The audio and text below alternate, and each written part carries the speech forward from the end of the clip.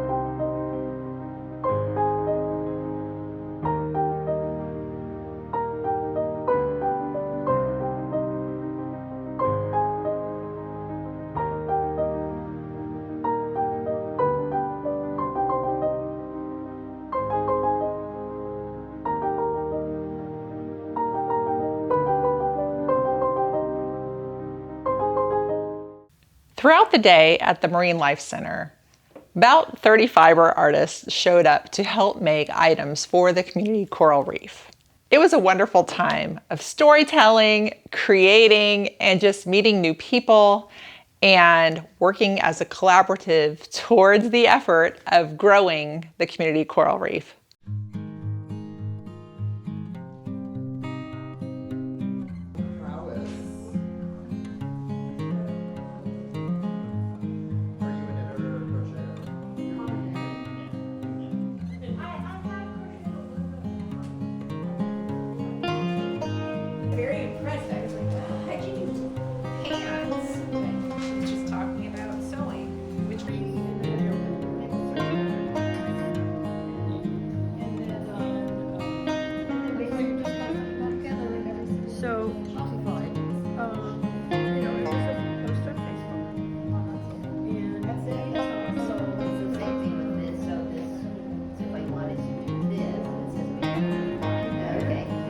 Just want to make it like one of these size.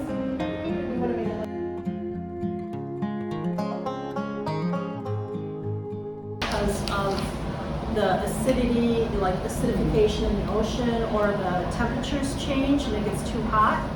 The animals that live inside the corals can't handle that and they leave.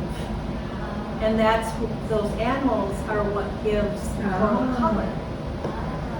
And so one of the things that is kind of interesting is that right when a coral starts to get really stressed, I'm glad I grabbed the pink one because they start to turn pink.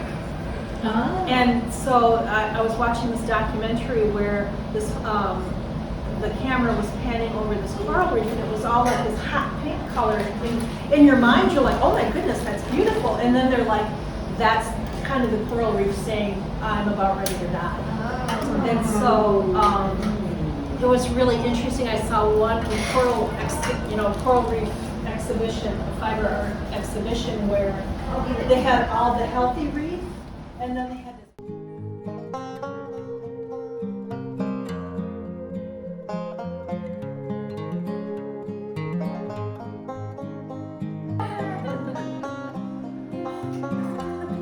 You like that little one? And then I brought the pattern too. It's a free pattern on Ravelry. Well, just take a picture of it. Do you want to place a shrimp? Which one?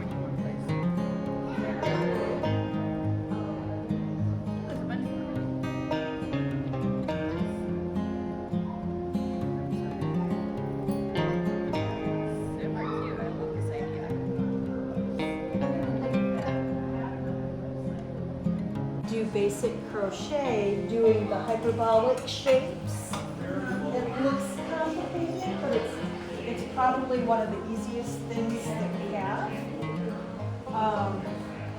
And actually what's in the little trifold brochure is actually probably. And I was working on a hat, and it's really quite outlandish. and I'm walking in here, and my ideas are calm. This is just so amazing. Oh my word!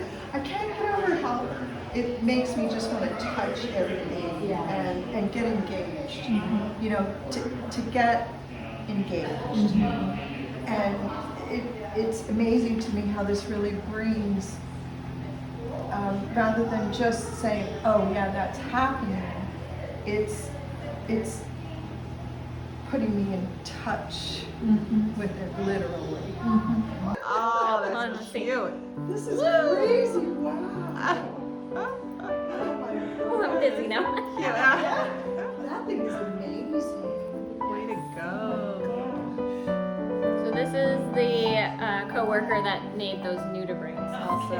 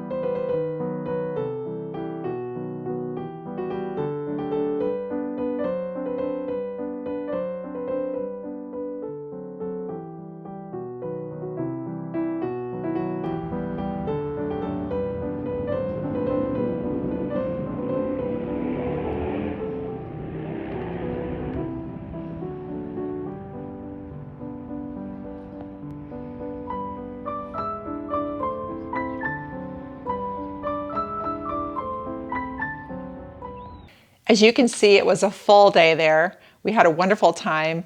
A lot was accomplished. And I had taken some specific projects there to work on. However, when there were so many conversations going on, I could not concentrate on my pattern. And I'm not like Christina, where I can just free form knit and crochet and make something. Especially with the creatures I wanted to make, I needed my pattern. I really wanted to make something and leave it that day. So she had some fairly easy patterns there, and I was able to get one of those accomplished and get it on the reef that day. However, here in the studio, I am continuing to work on my items, and I will mail it to her. So if you have felt inspired and would like to be a part of this and contribute something, everything is welcome. As you may have heard her say if you watched the interview, everything that would actually be on a coral reef is welcome.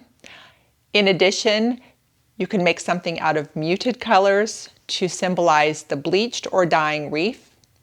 And also, if you want to and can be really creative, you can make something out of plastic, and that will just symbolize the plastic in the dying reef. You can contact Christina via her website and mail the items directly to her.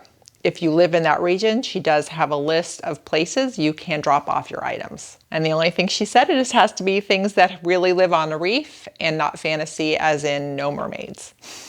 So that is a wrap for the workday at the Fierro Marine Life Center. Stay tuned. Next week, I'm just going to show you everything else that happened in Washington State. I visited some yarn stores and did some spindle spinning in some interesting places, and I just want you to see it all. Because if you would ever like to see that part of the United States, I highly recommend it, and I'll show you all about it next week.